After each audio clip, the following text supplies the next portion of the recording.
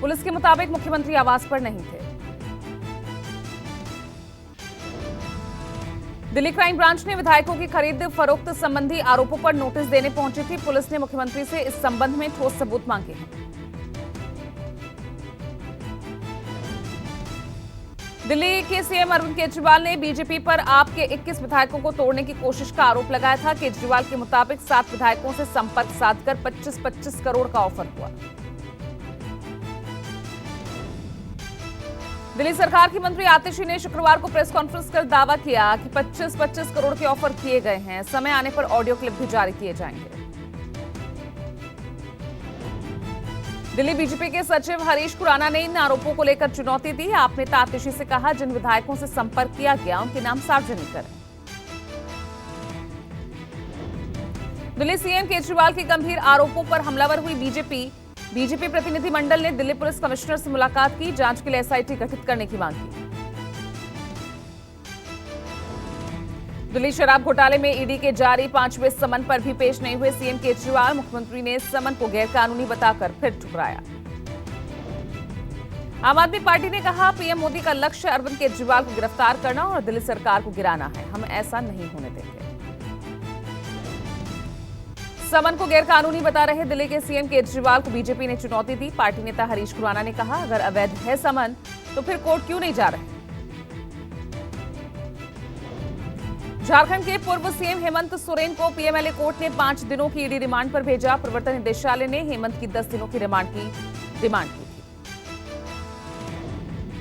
जमीन घोटाले में गिरफ्तार हुए हेमंत सोरेन को सुप्रीम कोर्ट से भी झटका लगा। गिरफ्तारी के खिलाफ दायर याचिका पर सुनवाई से इनकार, हाईकोर्ट जाने का निर्देश दिया। हेमंत सोरेन को ईडी रिमांड पर भेजे जाने पर बोले बीजेपी नेता बाबूलाल मरांडी, उन्हें अपने कर्मों के कारण जेल भेजा गया। उन्होंने 4 साल तक राज्य को लूटा। बीजेपी सांसद निशिकांत दुबे ने सोरेन की गिरफ्तारी को लेकर कहा, हेमंत सोरेन के पाप का घड़ा फूट गया है। इंडिया गठबंधन के पास कोई दूसरा विकल्प नहीं बचा। झारखंड कांग्रेस अध्यक्ष राजेश ठाकुर ने कहा, बीजेपी, केंद्र सरकार और उनकी गुलाम एजेंसियां कब क्या करेंगी किसी को नहीं पता होता। झारखंड में सीएम के तौर पर चंपई सोरेन की ताजपोशी पर जेएमएम में उभरी दरार। सूत्रों के हवाले से खबर, चिमरा लिंडा के बाद लोबिन हेम्ब्रम ने भी चंपई की ताजपोशी पर सवाल उठाए। लोबिन हेम्ब्रम ने कहा, शिबू और हेमंत सोरेन संथाल परगना से जीतकर बने थे मुख्यमंत्री, पर आज कोल्हान से जीतने वाले चंपई को सीएम बनाया जा रहा। झारखंड के 12वें सीएम के तौर पर चंपई सोरेन ने शुक्रवार को शपथ ली। राज्यपाल सीपी राधाकृष्णन ने पद और गोपनीयता की शपथ दिलाई। रांची में राजभवन के दरबार हॉल में आयोजित हुआ था शपथ ग्रहण। कांग्रेस के आलमगीर आलम और आरजेडी के सत्यानंद भोक्ता ने भी मंत्री के तौर पर शपथ ली। झारखंड में चंपई सोरेन 5 फरवरी को सदन में बहुमत साबित करेंगे। जेएमएम ने बहुमत के लिए जरूरी 41 से कहीं ज्यादा 47 विधायकों के समर्थन का दावा किया है। रांची में चंपई की ताजपोशी के बीच हैदराबाद भेजे गए जेएमएम, कांग्रेस और आरजेडी विधायक हैदराबाद के लग्जरी लियोनिया होटल में ठहरे हैं विधायक।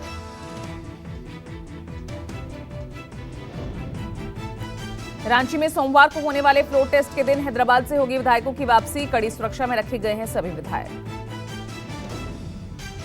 सूत्रों के हवाले से खबर, एक विधायक की सुरक्षा के लिए 2 पुलिस अधिकारी तैनात। झारखंड पुलिस के 80 जवानों की सुरक्षा में विधायकों को रखा गया। झारखंड सीएम का पद संभालने के बाद चंपई सोरेन ने कहा, आदिवासियों के सर्वांगीण विकास के लिए जारी रहेगा काम। हर वर्ग के लोगों की उम्मीदों पर खरा उतरने की कोशिश करूंगा। कैबिनेट ने बहुमत हासिल करने के लिए 5 और 6 फरवरी को बुलाया विधानसभा का विशेष सत्र। 9 फरवरी से 29 फरवरी तक चलने वाला बजट सत्र भी रद्द हुआ। उत्तराखंड में पुष्कर सिंह धामी सरकार यूसीसी के तैयार ड्राफ्ट को आज मंजूरी दे सकती है। कैबिनेट की बैठक में यूनिफॉर्म सिविल कोड के तैयार ड्राफ्ट को मंजूरी के बाद गवर्नर के पास भेजा जाएगा। उत्तराखंड में यूसीसी के ड्राफ्ट को लेकर गठित कमेटी ने 13 महीने बाद शुक्रवार को अपनी रिपोर्ट सीएम धामी को सौंपी। मुख्यमंत्री धामी ने कहा, समान नागरिक संहिता लागू करने का वादा हम निभाएंगे। प्रधानमंत्री नरेंद्र मोदी का आज से 2 दिवसीय ओडिशा और असम दौरा। पीएम मोदी आज ओडिशा को देंगे 68,000 करोड़ की परियोजनाओं की सौगात। पीएम मोदी 4 फरवरी को असम के दौरे पर रहेंगे। प्रधानमंत्री गुवाहाटी में आयोजित कार्यक्रम में राज्य को 11,000 करोड़ की विकास परियोजनाओं का तोहफा देंगे। दिल्ली के विज्ञान भवन में पीएम मोदी आज कॉमनवेल्थ लीगल एजुकेशन एसोसिएशन के सम्मेलन का उद्घाटन करेंगे। कॉमनवेल्थ अटॉर्नी और सॉलिसिटर जनरल कॉन्फ्रेंस में कई देशों के प्रतिनिधि शिरकत करेंगे। दिल्ली में सीट बंटवारे को लेकर इंडिया गठबंधन के सस्पेंस के बीच कांग्रेस की बड़ी रैली। गीता कॉलोनी के रामलीला मैदान में आयोजित सभा में पार्टी अध्यक्ष खड़गे सहित शिरकत करेंगे तमाम वरिष्ठ नेता। कांग्रेस की आज की रैली न्याय सम्मेलन नाम इसे दिया गया है। सभा को दिल्ली की सभी 7 लोकसभा सीटों के लिए चुनावी तैयारी के तौर पर देखा जा रहा। कोलकाता में मुख्यमंत्री ममता बनर्जी के धरने का आज दूसरा दिन। केंद्र से 7,000 करोड़ के बकाया भुगतान को लेकर 48 घंटे के धरने पर गुरुवार को बैठी थी ममता। आंध्र प्रदेश के विशाखापट्टनम में रक्षा मंत्री राजनाथ सिंह आईएनएस संध्यायक को लॉन्च करेंगे। कोलकाता में बनाए गए पोर्ट में 80% कल पुर्जे हैं स्वदेशी। हिंद महासागर में बढ़ेगी नौसेना की ताकत। दिल्ली शराब घोटाले में गिरफ्तार आप सांसद संजय सिंह की जमानत याचिका पर आज सुनवाई। संसद सदस्यता के तौर पर शपथ लेने और बजट सत्र में शामिल होने के लिए संजय ने मांगी है जमानत। शराब घोटाले में गिरफ्तार मनीष सिसोदिया की राउज एवेन्यू कोर्ट में पेशी। पिछली सुनवाई के दौरान वीडियो कॉन्फ्रेंसिंग के जरिए हुई थी पेशी। कोर्ट ने जेल प्रशासन को लगाई थी फटकार। मालदीव में तैनात सैनिकों को वापस बुलाएगा भारत। हालांकि मालदीव के किए गए दावों पर विदेश मंत्रालय की तरफ से कोई टिप्पणी नहीं है। दिल्ली में दोनों देशों की उच्च स्तरीय बैठक में हुआ फैसला। 10 मार्च से 10 मई के बीच होगी भारतीय सैनिकों की वापसी। कोर ग्रुप की अगली बैठक माले में होनी है। यूपी के नोएडा में एनटीपीसी के बाहर पिछले 53 दिनों से धरना दे रहे किसान अब दिल्ली कूच करेंगे। शुक्रवार को 105 गांवों की हुई महापंचायत में लिया गया फैसला। यूपी सीएम योगी आदित्यनाथ और उनकी कैबिनेट 11 फरवरी को अयोध्या में रामलला के दर्शन करेगी। विधानसभा अध्यक्ष सतीश महाना सहित दूसरे दलों के भी विधायक दर्शन पूजन करेंगे। पश्चिम बंगाल से ममता बनर्जी ने कांग्रेस को बनारस में बीजेपी पर जीत दर्ज करने की चुनौती दी। कहा, मुझे नहीं लगता कांग्रेस 300 में से 40 सीटें भी जीत पाएगी। ममता ने कांग्रेस को अहंकार में डूबी पार्टी बताया। राहुल गांधी की भारत जोड़ो न्याय यात्रा की जानकारी साझा न करने का आरोप लगाया। कहा, गठबंधन में होने के बावजूद प्रशासन से मिली जानकारी। महाराष्ट्र में भी इंडिया गठबंधन में गहराए मतभेद। वंचित बहुजन अघाड़ी नेता प्रकाश अंबेडकर का बड़ा बयान। इंडिया गठबंधन खत्म, हम फूंक फूंक कर रखेंगे कदम।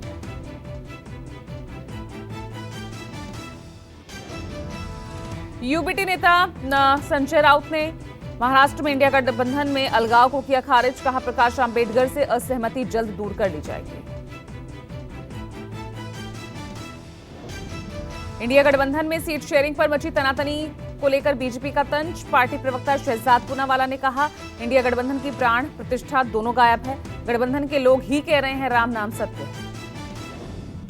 समाजवादी पार्टी अध्यक्ष अखिलेश यादव ने दावा किया। कहा, बीजेपी राज्य में अपनी सभी मौजूदा सांसदों का टिकट काटने जा रही। बिहार में नवगठित एनडीए सरकार में शामिल हम की प्रेशर पॉलिटिक्स। हिंदुस्तान अवाम पार्टी अध्यक्ष जीतन राम मांझी ने की एक और मंत्री पद की मांग। बिहार में जेडीयू विधायक गोपाल मंडल का सीएम नीतीश पर बड़ा बयान। कहा, अगली बार मुख्यमंत्री नहीं बनेंगे नीतीश। एआईएमआईएम प्रमुख असदुद्दीन ओवैसी ने पीएम मोदी पर तीखा हमला बोला। ओवैसी ने पीएम मोदी को कहा, पुजारी सम्राट। शुक्रवार को संसद में एआईएमआईएम नेता ने देश में मुस्लिमों के हालात की तुलना हिटलर काल के यहूदियों से की। ओवैसी ने मोदी सरकार पर नफरत फैलाने का आरोप लगाया। भारत जोड़ो यात्रा के दौरान राहुल गांधी ने कहा, कांग्रेस से हेमंता बिस्वा शर्मा, मिलिंद देवड़ा जैसे नेताओं का चला जाना ही ठीक है। राहुल के मुताबिक उनकी पार्टी सिद्धांतों के प्रति निष्ठा संदिग्ध थी। राहुल गांधी की भारत जोड़ो न्याय यात्रा का आज 21वां दिन। राहुल गांधी आज गोड्डा होते हुए देवघर पहुंचेंगे। कांग्रेस नेता वैद्यनाथ धाम में करेंगे पूजा अर्चना। राहुल गांधी की भारत जोड़ो न्याय यात्रा में शुक्रवार को झारखंड के नए सीएम चंपई सोरेन हुए शामिल। चंपई ने बीजेपी पर साधा निशाना। कहा, लोकतंत्र को कमजोर करने वालों से लड़ेंगे लड़ाई। देवघर के बैद्यनाथ धाम मंदिर में राहुल गांधी के जाने को लेकर बीजेपी सांसद निशिकांत दुबे ने चुटकी ली। कहा, मैंने पुजारियों से कहा कि कांग्रेस नेता से हिंदू धर्म की रक्षा के लिए कदम उठाने की अपील करें। हिमाचल प्रदेश के धर्मशाला में आज बीजेपी अध्यक्ष जेपी नड्डा की जनसभा। जोरावर स्टेडियम में आम चुनाव को लेकर करेंगे शंखनाद। मध्य प्रदेश में आम चुनाव 2024 को लेकर बीजेपी की अहम बैठक। राज्य की सभी 29 सीटों की रणनीति पर चर्चा।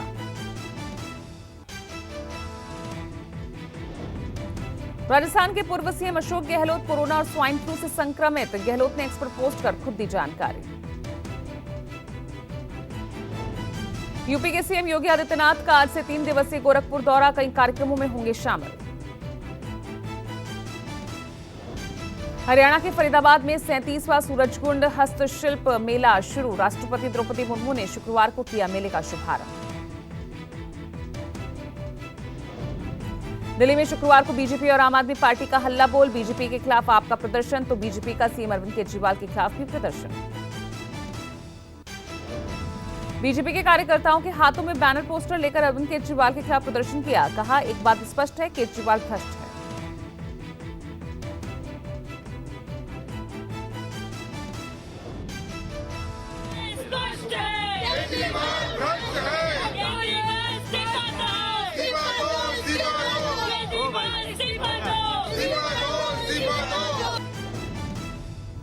आम आदमी पार्टी के बाहर पुलिस ने बैरिकेड्स लगाए। प्रशासन ने आम आदमी पार्टी को प्रदर्शन की नहीं दी इजाजत। चंडीगढ़ मेयर चुनाव में धांधली के आरोप को लेकर आम आदमी पार्टी ने बीजेपी ऑफिस के बाहर किया प्रदर्शन। कांग्रेस सांसद राजीव शुक्ला ने राज्यसभा में उठाया छात्रों की सुसाइड का मुद्दा। कहा, देश में लगातार बढ़ रही हैं सुसाइड की घटनाएं। राजीव शुक्ला ने कहा, छात्रों की सुसाइड का मुद्दा एक गंभीर विषय है। इस पर समाज को सोचने की जरूरत। फेल होने पर सुसाइड के मुद्दे को बताया चिंताजनक। यूनिफॉर्म सिविल कोड लागू करने वाला पहला राज्य बनेगा उत्तराखंड। सीएम धामी को सौंपा गया यूनिफॉर्म सिविल कोड का ड्राफ्ट। मुख्य सेवक सदन में आयोजित हुआ कार्यक्रम। यूसीसी समिति की अध्यक्ष न्यायमूर्ति रंजना प्रकाश देसाई ने मसौदा समिति के सदस्यों के साथ सीएम धामी को यूसीसी मसौदा रिपोर्ट सौंपी। उत्तराखंड सरकार ने यूनिफॉर्म सिविल कोड के लिए 27 मई 2022 को 5 सदस्यीय कमेटी का गठन किया था। अब सरकार होने वाली कैबिनेट मीटिंग में मंजूरी देगी। समान नागरिक संहिता के लागू होने के बाद बहु विवाह पर रोक लग जाएगी। लड़कियों की शादी की कानूनी उम्र 21 साल तय की जा सकती है। साथ ही लिव इन रिलेशनशिप में रहने वालों के लिए पुलिस में रजिस्ट्रेशन जरूरी होगा।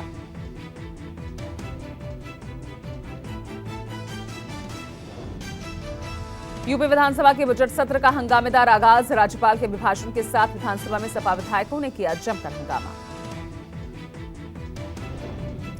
बजट सत्र 12 फरवरी तक चलेगा। 5 फरवरी को बजट पेश करेगी सरकार। वित्त मंत्री सुरेश खन्ना विधानसभा में 5 फरवरी को बजट प्रस्ताव पेश करेंगे। दिल्ली एनसीआर समेत उत्तर भारत में ठंड का उतार चढ़ाव जारी। बारिश के बाद कपकपी बढ़ी। फरवरी के पहले हफ्ते में ठंड से नहीं मिलेगी राहत। दिल्ली में कई जगह आज भी घना कोहरा। कई जगह विजिबिलिटी 0, 10 मीटर से भी कम दर्ज की गई। मौसम विभाग के मुताबिक अगले 2 से 3 दिनों तक बढ़ सकती है ठंड। दिल्ली एनसीआर में आज भी बारिश का अलर्ट जारी।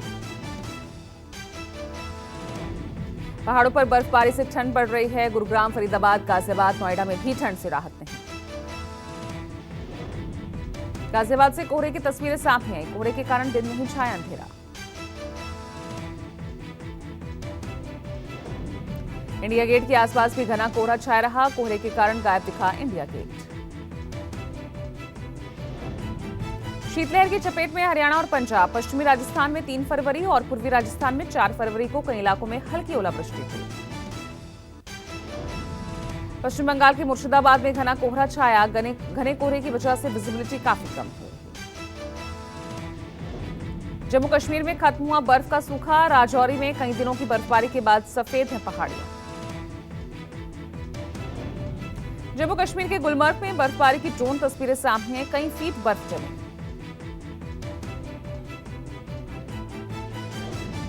हिमाचल प्रदेश में बर्फबारी की बेहद ही खूबसूरत तस्वीरें सामने आई। शिमला के खड़ा पत्थर क्षेत्र में ताजा बर्फबारी हुई। बर्फबारी के बाद सुंदर दिख रहा शिमला, पहाड़, पेड़ पौधे सब सफेद नजर आ रहे हैं। शिमला के नारकंडा में ताजा बर्फबारी हुई। नारकंडा की सड़कों पर कई फीट की बर्फ जमी। कारोबारियों ने बर्फबारी होने के बाद पर्यटन बढ़ने की उम्मीद जताई। हिमाचल प्रदेश के डलहौजी घूमने पहुंचे पर्यटकों की चांदी हुई। स्थानीय लोग परेशान हो गए।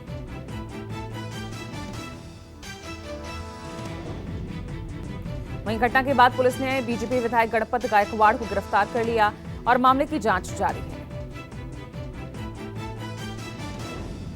अमेरिका में एक और भारतीय मूल के छात्र की मौत। ओहायो में मिला श्रेयस रेड्डी वेनिगेरी का शव। पिछले 10 दिनों में तीसरे भारतीय छात्र की मौत। वाराणसी के ज्ञानवापी के तहखाने में पूजा की मिली इजाजत पर वीएचपी ऑफ अमेरिका ने जताई खुशी। कहा, ऐतिहासिक फैसले से हिंदुओं को वो अधिकार मिला जो 1993 में छीन लिया गया था। इंडियन नेवी ने सोमालिया में समुद्री लुटेरों के कब्जे से ईरानी जहाज को छुड़ाया। नौसेना कमांडो ने एफवी ओमारी बोट से 11 ईरानी और 8 पाकिस्तानी बंधकों को छुड़ाया।